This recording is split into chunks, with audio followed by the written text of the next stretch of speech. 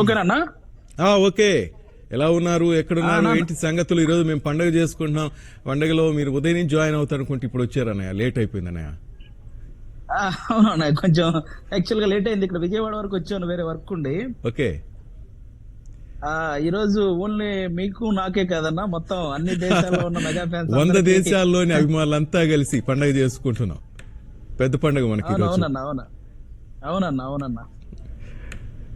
ప్రపంచవ్యాప్తంగా మెగాస్టార్ అభిమానులంతా చూస్తున్నారు. ఆది గారు ఏం చెప్పదలుచుకున్నారు మన తోటి సోదరులందరికీ? అయ్యో బాబోయ్, మెగాస్టార్ గారి గురించి ఎంత చెప్పినా తక్కువే అన్నా. యాక్చువల్ గా నా చిన్నప్పటి నుంచి నేను గమనించినవి, నాకు తెలిసినవి, నేను చూసినవి అన్ని కూడా ఒక రోజు ఒక ఈవెంట్ లో మెగాస్టార్ గారి గురించి చెప్పడం జరిగింది.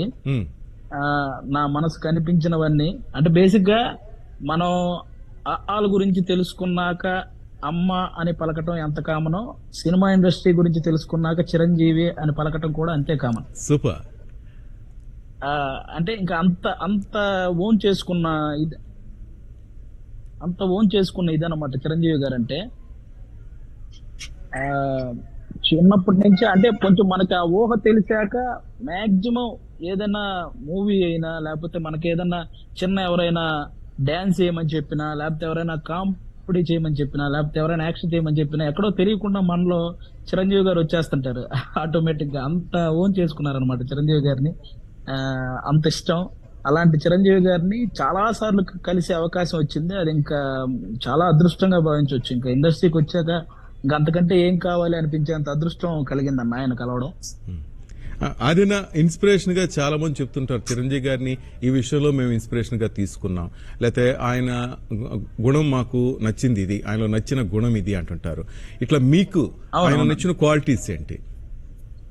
అసలు వ్యక్తిగతంగా చిరంజీవి గారిని చూసి నేర్చుకోవాల్సినవి చాలా చాలా ఉన్నాయన్న. అంటే ఎవడైనా, లేకపోతే తర్వాత రాబోయే తరాలు ఎవరైనా ఇండస్ట్రీకి వచ్చినా, లేకపోతే వాళ్ళు ఏ ప్రొఫెషన్ లో ఉన్నా గానీ వ్యక్తిత్వంలో చిరంజీవి గారిని ఇన్స్పిరేషన్ తీసుకుంటే ఇంకా అసలు వాళ్ళు ఉన్నత విజయాలను అందుకోవటం చాలా ఈజీ ప్రాసెస్ అన్న. ఆయన రాబోయే తరాలకి ఆయన జీవితం అనేది ఒక లైబ్రరీ లాగా అన్నమాట. నేర్చుకోవాల్సింది చాలా ఉంది, ఎంతైనా నేర్చుకోవచ్చు ఆయన చూసి. రైట్. మామూలుగా అన్నయ్య గురించి మనం మాట్లాడుకుంటే ఆ మనసే వేరు ఆది గారు. ఎందుకంటే చాలా విషయాల్లో మీరు హైపర్ అయిపోయినారు చాలా విషయాలే కదా. అన్నయ్య ఏమంటే తట్టుకోలేరు కామెంట్. ఎస్ అసలు ఇప్పుడు నిన్న యాక్చువల్ గా కమిటీ కుర్రాళ్ళు వాళ్ళ సక్సెస్ ని వాళ్ళందరినీ పిలిచి ఇంటికి పిలిచారు, కొత్త కుర్రాలు ఇంటికి పిలిచారు. అంటే ఒక సినిమా కాదన్న, ఏదైనా సినిమా సక్సెస్ అయితే ఆ డైరెక్టర్ ని, ఆ హీరోల్ని, ఆ టెక్నీషియన్స్ అందరిని ఇంటికి పిలిపించి వాళ్ళని ఎంకరేజ్ చేస్తే వాళ్ళు నెక్స్ట్ ఎంత ఉత్సాహంగా పనిచేస్తారంటే అది చాలా అవసరం అండి ఇండస్ట్రీలో.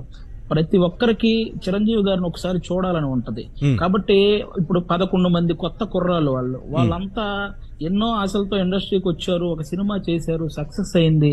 అలా అవ్వగానే వెంటనే చిరంజీవి గారు లాంటి వ్యక్తిని కలవడం వాళ్ళకి ఎంత ఇన్స్పిరేషన్ గా ఉంటది, నెక్స్ట్ ఎంత ఉత్సాహంగా పనిచేస్తారు.